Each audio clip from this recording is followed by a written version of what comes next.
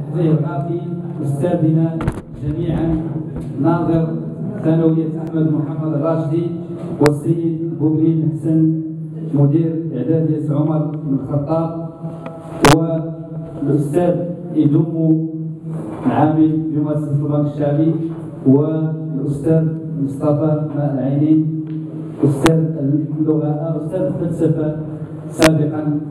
نعم. بعد الآخرون بعد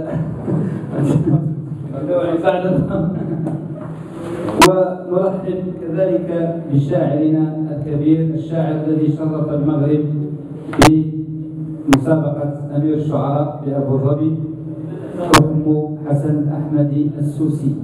نعم. الآن مع الشاعر محمد النعمان بيرو.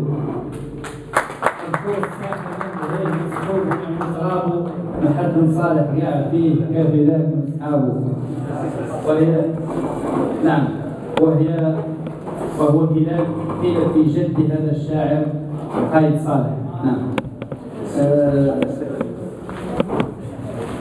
قل إذا من شئت واكتسب أدبا يغنيك محمود عن النسب.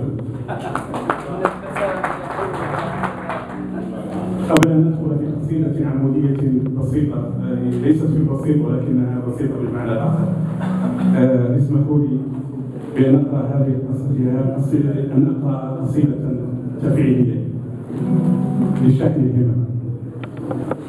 نقش في حجر، فكر بوجهك حين تنقش في حجر، دقق بأوصاف المكان هناك دوما ملمح من خلفه، فكر بوجهك كي يخلده الزمن. هل تقتضي بالستر عيشا بينهم؟ لا فرق بينك والبشر، لك سهلة ولهم كذلك سهلة، ولهم ضحى ولهم قمر. لا ترتضي الموت البسيط بحيهم إذ يدفنونك في مقابر لا يجاورها أحد، يبكون فقدك ثم تنسى للأبد. لا تعتقد إلاك فرقا بينهم واسلك طريق الصعب، لا تخفض جناحك للورى، لا تبتهل ودع الخوالف لا يجرك وضعهم، ولتنطلق لا تعتذر لا تنتظر، ما عاد سيسيف المعذب قدوة فدع الحجر. فهناك ألف طريقة للملك، ابحث لنفسك عن طريق غير تلك.